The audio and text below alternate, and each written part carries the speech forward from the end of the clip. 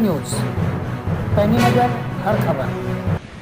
कल सूबे के मुख्यमंत्री योगी आदित्यनाथ जी ने उत्तर प्रदेश के समस्त जिलों के जिला अधिकारी, वरिष्ठ पुलिस अधीक्षकों और पुलिस अधीक्षकों को ये निर्देश दिया था कि किसी भी हालत में कोई भी प्रवासी कामगार अथवा श्रमिक पैदल, मोटरसाइकिल अथवा ट्रक से यात्रा ना करे और उनके इस आदेश का पालन किया जाए। मगर इसके बावजूद भी वही हालात बने हुए हैं। आजाद नेशन न्यूज की टीम जब मुख्यमंत्री के दिए गए आदेश का असर देखने के लिए सड़कों पर उतरी तो मामला जस का तस था। लोग लंबा लंबा सफर तय करते हुए पैदल जाने को मजबूर नजर आए। कोई मोटरसाइकिल से जाता देखा गया तो कोई रिक्शे से। किस तरह से लोगों को मजबूरी में सफर करते देखा गया, देखिए आजाद नेशन न्यूज की इस खास रिपोर्ट में। ये परिवार बरेली का रहने वाला है और ये सब लोग मजदूरी करने के लिए दिल्ली गए हुए थे। अचानक लॉकडाउन होने की वजह से ये लोग वहीं फंस गए। काम बंद होने से रोटियों के लाले पड़ गए। किराया न दे पाने की वजह से मकान मालिक इन्हें घर से निकालने लगा। इन्होंने बहुत प्रयास किया कि सरकार द्वारा किसी वाहन से उन्हें घर भेज दिया जाए, मगर कोई भी साधन उपलब्ध नहीं हो पाया। इस वजह से ये लोग काफी दूर तक बच्चों के साथ पैदल चले। रास्ते में आ रहे डीसीएम चालक से इन्होंने मदद मांगी तो काफी गिड़गिड़ाने के बाद डीसीएम चालक ने इनको बैठा लिया और बरेली के झुमका चौराहे के पास इन्हें छोड़ दिया। यहाँ से इनके घर की दूरी लगभग 15 किलोमीटर है। कोई साधन न होने की वजह से ये लोग यहाँ से पैदल ही अपने घर के लिए निकल पड़े हैं। जी बवाना से आ रहे हैं, दिल्ली बवाना से जी। जो गाजियाबाद तक पैदल आए थे साहब। गाजियाबाद से फिर आए लाल कुआं से एक डीसीएम मिली थी, उससे फिर हम आए थे बरेली। व्यवस्था कर रही है पैदल ना चलो, एक्सीडेंट भी हुआ है बहुत सारे, फिर आप लोग पैदल क्यों चल रहे, क्या वजह? अब साहब हमारे लिए कोई व्यवस्था ही नहीं मिली। अगर व्यवस्था मिलती हम लोग क्यों आते? काम नाम वो नहीं था कुछ, इसलिए आए थे साहब।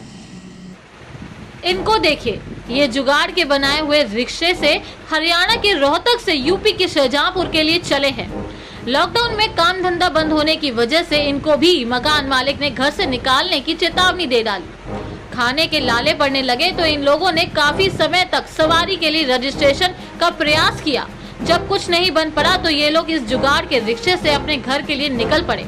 इनको 2 दिन परिवार के साथ इसी तरीके से सफर करते हुए बीत चुके हैं और ये अब बरेली तक पहुंचे हैं। रोहतक से आया शाहजहांपुर जाने। सरकार बसों से जाओ, तो कई एक्सीडेंट हुए हैं बहुत, तो आपको बताओ। नहीं भैया, मेरे को ऐसी गाड़ी से क्यों जा रहे हैं? भैया 2 महीने हो गए मेरे को इंतजार देखते हैं, बहुत दुखी हो गए, तब जैसे यहाँ पे आए हम। जिसे मैंने जिसे बना रखी जिसे, इसीलिए हम बच्चों को लेके आए जिसे इधर। बहुत हम जिसे हमें दिक्कत हो रही थी उधर। किराया मांग रहे तो मकान मालिक जिसे, तो हमने किराया जिसे मेरे पास है नहीं, काम ही नहीं कर रहे, तो जिसे कहाँ से आया किराया, हम कहाँ से देंगे जिसे। आप इस गाड़ी से इतना जोखिम उठा के जा रहे हैं, रात में ही चले होंगे। अब क्या करें, मजबूरी में जा रहे भैया, आएंगे मजबूरी से आगे आएंगे, फिर क्या करें जिसे। दिक्कत बहुत हमें हुई रही है जिसे। अब जो जुगाड़ जिसे बना रखी है तो इससे जा रहे, जैसे उधर काम ऐसे लोकल कर रहे थे जिसे, तो इससे जा रहे अब हम। हाँ, पूरा परिवार मेरे साथ में है। आगे चलने के बाद हमें 2 लोग पत्तों को बिछौना बनाकर लेटे हुए मिले और उनके बराबर में एक मोटरसाइकिल खड़ी हुई थी। पूछने पर उन्होंने बताया कि वे दिल्ली में पैथोलॉजी लैब में काम करते थे। लॉकडाउन होने की वजह से मुसीबत खड़ी हो गई, काम धंधा बंद हो गया। इन्होंने भी कई बार सवारी के लिए रजिस्ट्रेशन किया, मगर जब कोई सहायता नहीं मिली तो ये मोटरसाइकिल से ही दिल्ली से आजमगढ़ के लिए निकल पड़े। उन्होंने बताया इन्हें चलते हुए 2 दिन हो गए हैं और थक जाने की वजह से यहाँ पर लेट गए थे। 300 किलोमीटर तक का सफर तय कर चुके हैं और अभी 600 किलोमीटर तक और जाना है। सर दिल्ली से आ रहे हैं, आजमगढ़ जाना है, यूपी आजमगढ़ जा रहे हैं। ओ सर 2 दिन से आ रहे हैं, चलते हुए रास्ते में थक हार गए थे, खाने पीने को कुछ मिला ही नहीं, बिल्कुल पानी तक भी नहीं मिला। खाना तो खाए नहीं 2 दिन से हम लोग, इतना थके आ रहे थे, आए कुछ नहीं मिला। यहाँ पे बैठे बैठे धूप लग रही थी, गाड़ी खड़ी की है, चलने की हिम्मत नहीं पड़े कि चले। भूख के माले पानी भी था, थोड़ा बहुत बोतल में पी लिए। फिर कहे कि यहाँ पे सोने के लिए मिट्टी थी, तो हमने पेड़ से पत्ते तोड़ के बिछा के सो गए। सरकार कह रही है कि आप पैदल ना चलें, जी बाइक से ना चलें, रिस्क ना उठाएं, फिर आप। सर मैंने रजिस्ट्रेशन कराया था, 12 से 15 दिन हो गया रजिस्ट्रेशन कराए।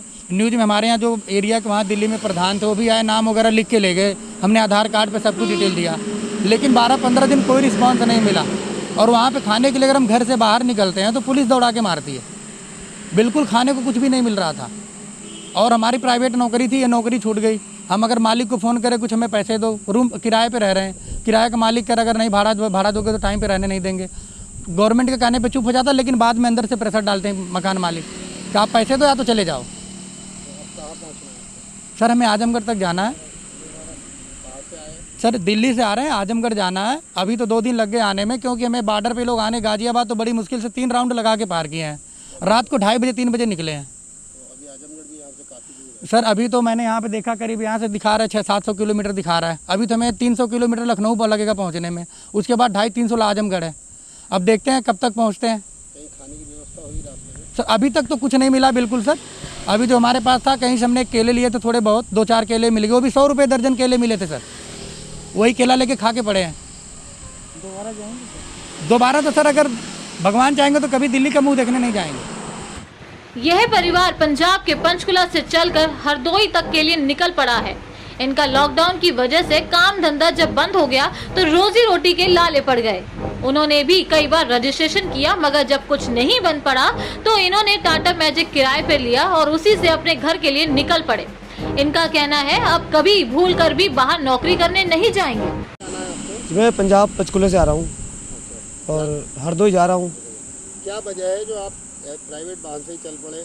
सर प्राइवेट नौकरी थी, कंपनियाँ सारी बंद हो गई, हमारे ने काम छुड़ा दिया हमारे को। 1.5-2 महीने बैठे रहे कि कोई सारा मिलेगा, ना राशन ना पानी ना कुछ मिल रहा है, कब तक कर्जा ले खाएंगे। ये सरकार ने सरकारी बसों की मुहैया कराई है सर केवल नाम के फॉर्मेलिटी है, कुछ नहीं है, ना कोई राशन ना कोई सुविधा, कुछ नहीं है, सिर्फ कहने को है। अगर सुविधा होती तो हम लोग इस तरह वापस क्यों जाते हैं? आज पूरी फैमिली लेकर के इतनी दूर वापस जा रहे हैं। 20 साल 22 साल से वहाँ रह रहे थे, आज अचानक छोड़ना पड़ा क्यों? मजबूरी है कि खाने को नहीं मिल रहा है, काम नहीं है, काम कमाएंगे, बच्चों क्या खिलाएंगे, बच्चों क्या पालेंगे। अब क्या दोबारा वापस जाएंगे वहाँ तक? सर अब तो ऐसी उम्मीद कुछ नहीं। खैर वहीं इस मामले में समाजवादी पार्टी के बरेली के पूर्व जिला सचिव अथवा प्रवक्ता हैदर अली का बयान आया है।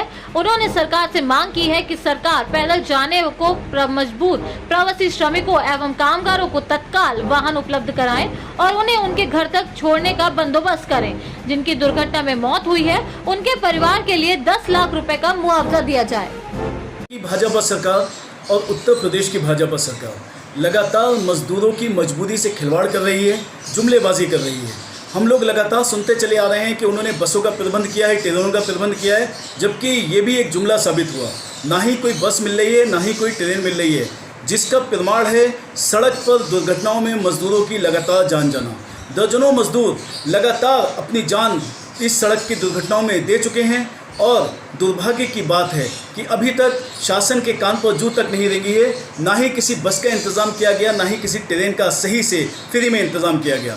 मेरा निवेदन है कि उत्तर प्रदेश सरकार बस और ट्रेन का पूर्ण रूप से फ्री में इस चीज़ की व्यवस्था करे। और जैसे कि हमारी समाजवादी पार्टी के राष्ट्रीय अध्यक्ष माननीय अखिलेश यादव जी ने मृतक मजदूरों के परिवार को 1-1 लाख रुपए देने की घोषणा की है, जबकि उनका अपने व्यक्तिगत पार्टी फंड से दे रहे हैं। इसी प्रकार से सरकार के फंड से मेरी माननीय मुख्यमंत्री उत्तर प्रदेश से ये निवेदन है कि मजदूरों के मृतकों के परिवार को कम से कम 10 लाख रुपए मुआवजा तत्काल प्रभाव से दिया जाए और मजदूरों की ये जो सड़क पर दुर्घटनाएं हो रही हैं इनको रोका जाए, तत्काल प्रभाव से उनको सुविधाएं दी जाएं।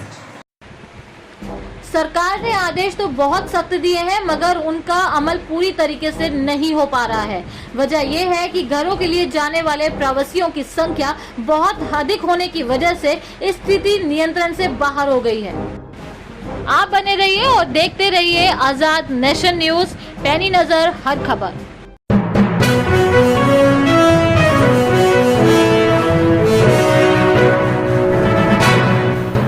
आजाद नेशन न्यूज, पैनी नजर हर खबर।